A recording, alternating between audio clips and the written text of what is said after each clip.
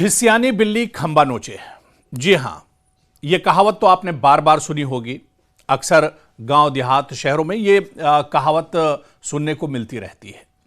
लेकिन आज इस कहावत का जिक्र हम इस वजह से कर रहे हैं क्योंकि इजराइल, अमेरिका और ईरान की जो जंग चल रही है, इस जंग में अमेरिकी सदर डोनाल्ड ट्रंप की दरअसल जो हालत है कुछ खिसियानी बिल्ली ही जैसी है। डोनाल्ड ट्रंप ने अब एक बार फिर एक डेडलाइन दी है और शायद मुझसे बेहतर आप जानते होंगे क्योंकि आप सोशल मीडिया और मीडिया पर लगातार खबरें सुनते रहते हैं, खबरों को देखते रहते हैं और आपको बेहतर याद होगा कि डोनाल्ड ट्रंप की यह कोई पहली डेडलाइन नहीं है जो उन्होंने ये कहा है कि हम ईरान को एक रात में खत्म कर सकते हैं और ये रात आज की रात या कल की रात भी एक तरह से हो सकती है। तो एक डेडलाइन डोनाल्ड ट्रंप ने फिर से दे दी है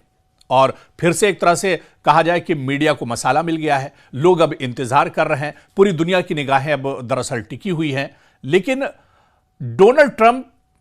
जब मीडिया के सामने आते हैं तो उस वक्त आप देखिए कि उनकी जो बॉडी लैंग्वेज है, उनके चेहरे की दरअसल हवाइयां उड़ी हुई हैं, वो घबराए हुए हैं, परेशान हैं। सोशल मीडिया पर तो कुछ खबरें इस तरह की भी आ रही थी कि डोनाल्ड ट्रंप दरअसल नफसियाती तनाव के शिकार हैं, उन्हें हॉस्पिटल में भी कुछ घंटों के लिए एडमिट किया गया था, उनकी अचानक तबीयत भी खराब हो गई थी। और यह तबीयत तो ठीक उस वक्त खराब हुई थी जब ईरान ने दरअसल ईरान के अंदर अमेरिका के F-15E जो तैयारा है, लड़ाका तैयारा है, उसको ईरान ने मार गिराया था। पूरी दुनिया ने दरअसल ये तस्वीरें देखी थी और उसके बाद जो पायलट था वो दरअसल पैराशूट के जरिए से बचने में कामयाब रहा था और ये जो पायलट था ये दरअसल ईरान के अंदर ही था और उसके बाद ही ये खबर आती है कि डोनाल्ड ट्रंप की तबीयत खराब हो गई। खैर, डोनाल्ड ट्रंप की तबीयत अब पहले से बेहतर है, लेकिन डोनाल्ड ट्रंप अब आप देखिए कि उन्होंने एक डेडलाइन और दी है कि पूरे ईरान को तबाह कर देंगे और उन्होंने पूरे कॉन्फिडेंस से दरअसल ये कहा है कि एक रात में अमेरिका पूरे ईरान को तबाह बर्बाद कर सकता है, नक्शे से एक तरह से मिटा सकता है। लेकिन डोनाल्ड ट्रंप के इस बयान को आप थोड़ा सा और तफसील से देखिए और इस पूरे कमेंट को आप खंगाल कर देखिए। उनकी जो प्रेस कॉन्फ्रेंस है आप देखिए कि डोनाल्ड ट्रंप दरअसल अब शिकस्त में, उनकी जो हार है उसमें अब कहीं ना कहीं जीत तलाश कर रहे हैं। या दूसरे जो पहलू है उस इस तरह से देखिए कि अभी तक एक महीने से ज्यादा की जो जंग हो चुकी है, तकरीबन 38 या 40 दिनों की जो जंग हो चुकी है, इस जंग में जिस तरह से डोनाल्ड ट्रंप को एक के बाद एक कई झटके लगे हैं, दरअसल उन पर अब कहीं ना कहीं वो पर्दा डालना चाह रहे हैं और इसी वजह से आप देखिए कि पूरी प्रेस कॉन्फ्रेंस में वो जो पैराशूट के जरिए अमेरिका का पायलट नीचे उतरा था, उसको बचाने का जो पूरा मिशन था, पूरा जो रेस्क्यू ऑपरेशन था, उसके बारे में वो दरअसल तारीफ करते रहे। यानी जहन भटकाने की लोगों की कोशिश डोनाल्ड ट्रंप की थी। लेकिन डोनाल्ड ट्रंप पर अब सवाल यह भी उठ रहे हैं कि डोनाल्ड ट्रंप ने जो डेडलाइन ईरान को दी है यह पहली डेडलाइन नहीं है। इससे पहले डोनाल्ड ट्रंप कई बार डेडलाइन देते रहे हैं और जिस तरह से मैंने कहा कि आप लोग खुद जानते होंगे, जब से जंग शुरू हुई है 28 फरवरी से, और जब यह जंग शुरू हुई थी उसके फौरन कुछ घंटों के बाद डोनाल्ड ट्रंप ने प्रेस कॉन्फ्रेंस की थी व्हाइट हाउस से और डोनाल्ड ट्रंप ने दावा किया था कि 4-5 दिन यह जंग चलेगी या फिर एक हफ्ते जंग चलेगी और उसके बाद रिजीम चेंज हो जाएगा ईरान के अंदर और फिर लोगों को एक तरह से जो यहां की बहुत खतरनाक सरकार है, लोगों के हुकूक यहां पर एक तरह से पामाल किए जा रहे हैं, उससे लोगों को एक तरह से छुटकारा मिल जाएगा। पहली डेडलाइन आप देखिए कि 28 फरवरी के बाद जो डोनाल्ड ट्रंप ने दी थी वो 3-4 दिन या फिर एक हफ्ते की दी थी। उसके बाद जो दूसरी डेडलाइन डोनाल्ड ट्रंप देते हैं वो कहते हैं कि 10 दिन कम से कम इस जंग में लग जाएंगे और 10 दिन के बाद ईरान में जो रिजीम है वो चेंज हो जाएगा, सत्ता और इख्तिदार जो है वो बदल जाएगी, सारे जो लीडरशिप है उसको हम एक तरह से खत्म कर देंगे। नो डाउट लीडरशिप ईरान की बड़े पैमाने पर एक तरह से शहीद की गई। इसमें आयतुल्ला अली खामनेई जो सुप्रीम लीडर ईरान के थे, सबसे पहले उनकी शहादत होती है। अली लारिजानी को शहीद किया जाता है। पूरी जो एक लीडरशिप बड़ी तादाद में, चाहे कर्नल जनरल्स हों या फिर अली लारिजानी और फिर इसके अलावा ईरान के supreme leader Ayatollah Ali Khamenei के टीम और उनके भरोसेमंद जो उनके साथी थे, बड़े पैमाने पर उनकी शहादत एक तरह से होती है। ये दुनिया दरअसल इसे जानती है और ये तमाम चीजें एक तरह से सामने हैं। लेकिन जो बात डोनाल्ड ट्रंप कह रहे थे, जो डेडलाइन डोनाल्ड ट्रंप दे रहे थे कि ईरान की लीडरशिप खत्म कर देंगे, रिजीम चेंज हो जाएगा, इख्तिदार और सत्ता बदल जाएगी यहां पर, वैसा तो नहीं हुआ। यानी दो झूठ कहीं ना कहीं एक तरह से डोनाल्ड ट्रंप के सामने आए। इसके बाद थोड़ा सा और आगे बढ़िए, जब स्टेट ऑफ होर्मुज को खोलने की बात आई और इस पर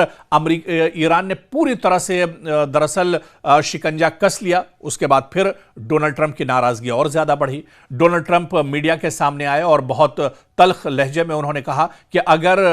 अबनाए हुर्मुज को ईरान नहीं खोलता है तो ईरान को बहुत बड़ी सजा एक तरह से भुगतनी होगी। डोनाल्ड ट्रंप ने यह भी कहा कि ईरान को हम नेस्तो नाबूद कर देंगे, तबाह बर्बाद कर देंगे और जल्द से जल्द अबनाए हुर्मुज को खोलना चाहिए। इस बयान को भी आप देखिए कि 10 से 12 या 15 दिन एक तरह से हो चुके हैं। 2-4 दिनों की इसमें भी डेडलाइन दी थी, वो डेडलाइन भी निकले हुए तकरीबन 1 हफ्ते से ज्यादा हो चुका है। अब दुनिया की निगाहें जो 1 दिन या 2 दिन की डेडलाइन दी है और पूरे ईरान को तबाह बर्बाद करने की बात कही है, रिजीम चेंज करने की बात कही है,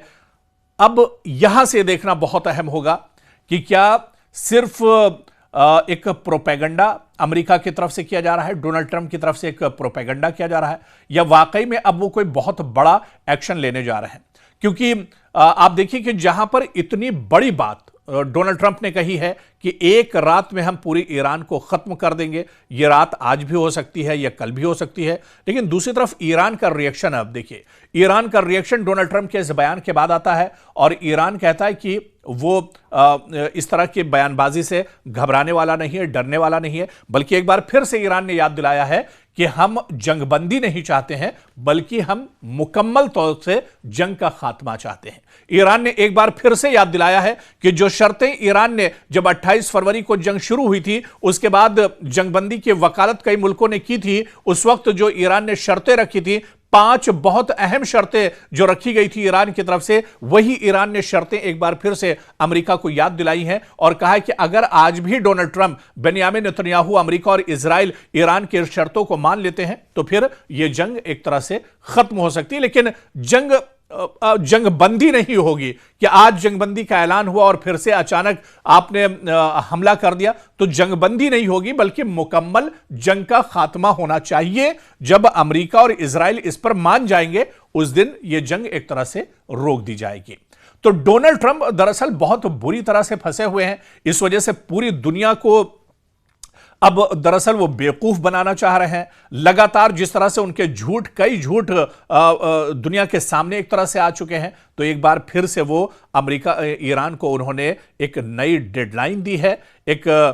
नई सुर्खी एक तरह से मीडिया को मिल गई है। दुनिया की निगाहें एक तरह से व्हाइट हाउस पर और वॉशिंगटन पर एक तरह से टिकी हुई हैं कि अगला कदम क्या कुछ होता है, क्या वाकई में अमेरिका ऐसा कुछ करने जा रहा है। और आप देखिए कि 79 में जो जिल्लत अमेरिका को देखनी पड़ी थी, उससे कहीं ज्यादा बड़ी जिल्लत अब एक तरह से इस जंग में अमेरिका को झेलनी पड़ी है। 38 या 40 दिनों की जो जंग है, इसमें कहीं भी आप उठाकर देख लीजिए कि ईरान पिछड़ता हुआ नजर नहीं आया है, बल्कि और मजबूती के साथ इस जंग में ईरान डटा हुआ नजर आया है। तो आने वाले 1-2 दिनों में क्या कुछ होता है, एक और सिर्फ गीदड़ भभकी होगी या वाकई में यह डेडलाइन होगी या बहुत बड़ा कुछ डोनाल्ड ट्रंप करने जा रहे हैं, यह तस्वीर भी 1-2 दिन में साफ हो जाएगी। और ये जब डेडलाइन निकलेगी उसके बाद फिर हम आपके साथ हाजिर होंगे और इस पर एक बार फिर से हम तज़किरा करेंगे, इसको भी हम तफसील से खंगालने की कोशिश करेंगे।